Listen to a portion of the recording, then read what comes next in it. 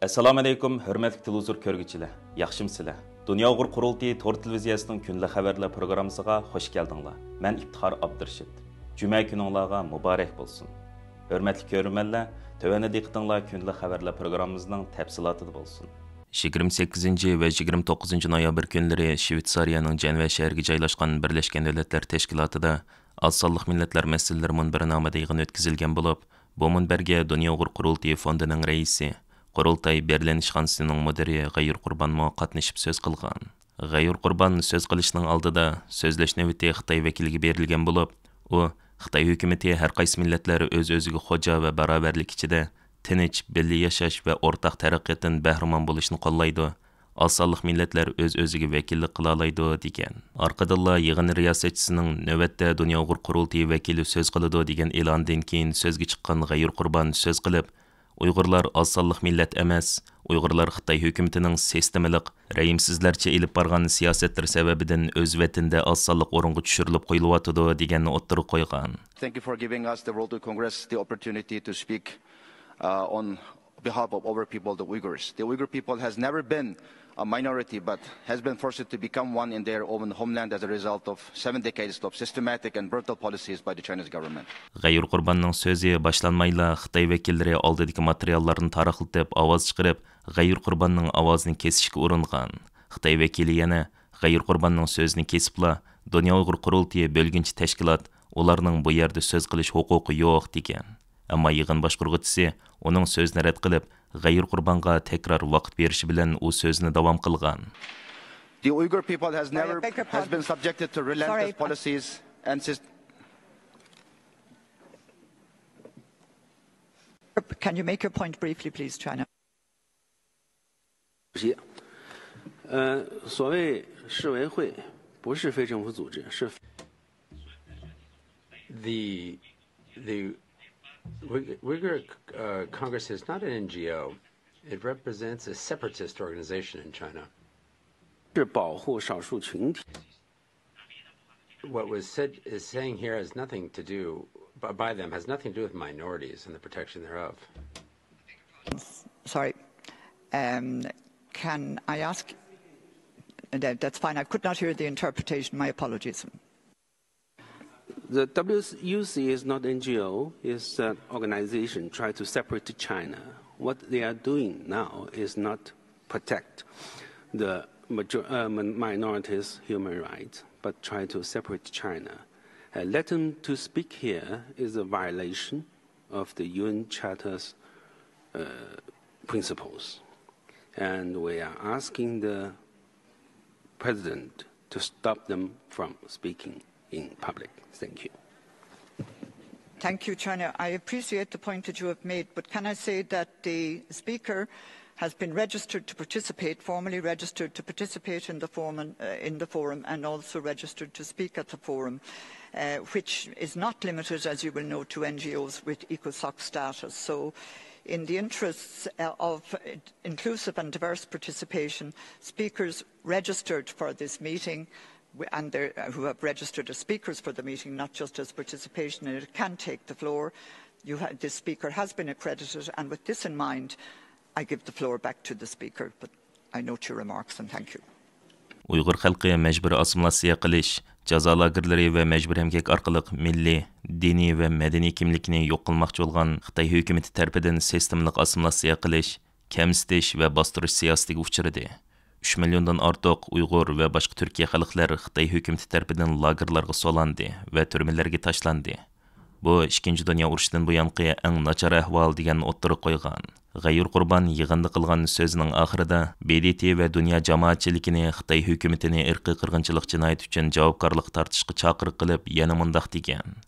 Sharq Turkistonda yuz berayotgan irqiy qirg'inchilik jinoyatlari BDTning sobiq kishilik huquq oliy komissari va boshqa nurg'un organlarning dokladida xotirlangan. Uyg'urlar majburiy emgak obyekti bo'lib, Xitoyning har qaysi shaharlarga majburiy o'tkazilmoqda. Assimilyatsiya va irqiy qirg'inchilikqa duch kelmoqda. Biz dunyo jamoatini, Xitoy hukumatini kishilik huquqqa qarshi turish va Uyg'urlarning kishilik huquqini dafsand qilgan jinoyatlar uchun javobgarlik tortishga chaqiramiz. Thank you, Madam Chair, for this opportunity again.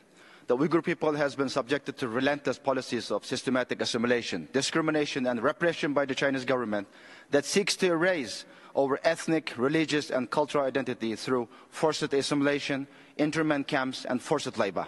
Up to 3 million Uyghurs and other Turkic people have been arbitrarily detained and imprisoned by the Chinese government in modern internment camps, the worst since the Second World War, while those who remain free endure a suffocating reality, lacking genuine fundamental freedoms and participation in public life. The reports of the former UN High Commissioner for Human Rights and many other institutions have documented those crimes, which have been so far recognized as crimes against humanity and genocide by national parliaments and a government of more than 10 countries. China's government policy seeks to suppress and discourage the use of the Uyghur language in schools, workplaces, and throughout in Uyghur homeland of East Turkestan, replacing it with the Chinese language. Over the past 20 years, the Chinese government has renamed the hundreds of villages, erasing reference to Uyghur history and culture. The repression of the Uyghur people also extended to the economic fields. Uyghurs are facing systematic program of forced labor, forcibly transferred to factories across China under conditions of forced labor. State-imposed forced labor is used to control us, discriminate against us, and violate our fundamental rights. We call on the global community to hold Chinese government accountable for their crimes against humanity and genocide against Uyghur people. Thank you for this. Thank you. G'ayr Qurban yig'in oxirlashgandan keyin Erkin Osiyo radiosining ziyoratini qabul qilib, o'zining bu qatimki yig'inda Dunyo Uyg'ur qurultiyiga vakolatan Xitoy hukumatining Uyg'urlarga qaratgan irqiy qirg'inchilik qilmishini echib tashlab, xalqaro jamiyatni bu qirg'inchilikni to'sishga chaqirganligi va yig'inning nihoyat ahamiyatli bo'lganligini bildirdi. Bugünkü bu mühim xalqaralıq munbərdə yüz bergen ahvallar arqılı Xitay hakimiyyətininki özü ilib bağan irqiy qırğınçılıq cinayətlərini nəhayət yaxşı bilgənligi üçün bununki dünya cəmaəti içində aşkarlıqlışı nə qədər qoquduğanlığı, xalqara cəmiyyətin besimidən nə qədər ehtiyat qıldığanlığını, xalqara cəmiyyətininki Uyğur məsələsi bolğan tonuşununki aşkarlığı və qollaydıqanlığını bir yerdən görə bilishqi boldu. Xitay hakimiyyətininki Uyğurlar qarta elib burayotgan irqiy qırğınçılıq cinayətlərini dünyadaki her xil sahnelerden faydalanıp anlatışqa izchil tirishib kelyapmiz.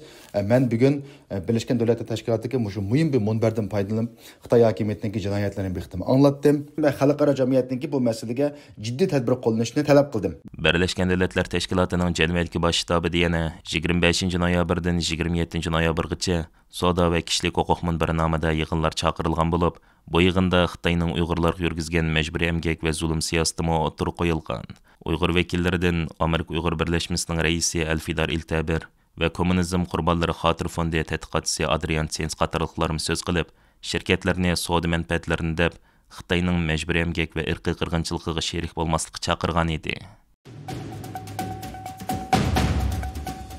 24 noyabr Halifax xalqaro bexatarlik munbaridagi faoliyatlarini tugatib, shu kuni Kanadaning Toronto shahriga yetib kelgan va u yerdagi xalqaro demokratiya haqida qizg'in munozaralar elib berildigan Toronto demokratik munbariga alayda taklif bilan qatnashgan Dunyo Uyg'ur qurultiyining sobiq raisi Dolqin Aysa apandim u yerdagi faoliyatlarni g'albilik oxirlashtirib 27 noyabr Berlinga yetib kelgan edi. Berlinda har yili noyabrda o'tkaziladigan ro'yi sog'lomlik haqida 9000 dan ortiq doktor, psixolog, ro'yi sog'lomlik va ro'yi kasalliklar mutaxassislari, tadqiqotchilar, analizchilar va har sohazatlarining qatnashishida elib berildigan Germaniya psixologlar va ro'yi sog'lomlik mutaxassislari jamiyatining o'rinlashtirishida krizis davridagi ro'yi sog'lomlik degan yig'inga alayda taklif bilan qatnashib, Xitoyning chegara halqigan bostirish siyosati, muhojiratga Uyg'urlarning uchrayotgan ro'yi besim va psixologiyalik o'zgarish haqida so'z qildi. Bugun ushbu yig'inning ahamiyati va tafsilot haqida to'xtalgan Dolqin Aysa apandim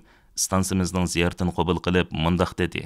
Bugün Uyghur xalqi irqiy qirg'inchilikka uchrayotgan bir millat bo'lish sifati bilan bütün Uyg'urlar ig'ir jismoniy va ruhiy jihatdan ichinishli bir azob oqibatlar ichida vatan ichidagi xalqimizlar bu azob oqibatlar ruhiy jihatdan bu azob oqibatlar giriftor bo'lib qolmasdan balki vatan sirtidagi muhojiratdagi Uyg'urlarmi vatandagi urug' tuqqanlardan 7 yildan buyon xabar olinmaslikdek, olgan xabarlarmi ichinishlik bo'lishdek, bütün hayoti kunlari tashvishda, andishida vatan ichidagi urug' tuqqanlari, qarindoshlarining tatiyotgan azob oqibatlarini eslash, bu azoblik avvalo ularni davomli ro'yxatdan ig'ir bir besim va stress ichiga soqayotganligiga bir reallik.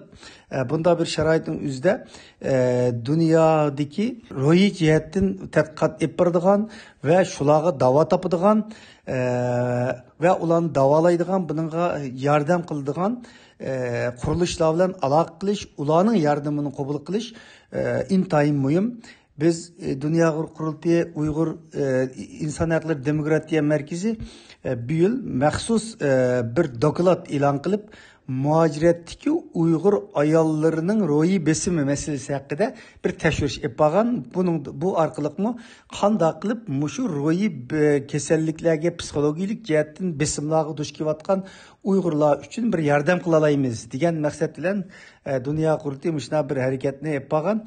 Bu qatim bu yig'inda Xitoyning chegara halqagan bostirish siyosatlarining Uyghur diasporasidagi Uyghur muhojirlarining ustidagi besimning qanday kulfatlarni keltirayotganliklarini mening o'zimning duch kelgan oilaviy masalalarim orqali ve biz e'lon qilgan dokladni mazmun qilgan orqali bu yerda o'tirib qo'yib, bu maxsus psixologik jihatlarda insoniyatga yordam qiladigan insanlarning, tashkilotlarning, doktorlarning, mutaxassislarning diqqatini tortish va ularning yordamini qo'lga keltirish. Chunki har qanday bir Uyg'ur muhojiriyatdagi ig'ir bir psixologik besim ostida, ro'yi besim ostida bu davolanish kerak, bu tekshirilish kerak va buningki imkon bor bu yukni eng ozga tushirib, ro'yi jihatdan bir sog'lom bir inson bo'lgan vaqtda bu ro'yi sog'lomlik insonning kunlik hayotiga, turmushiga, jismoniy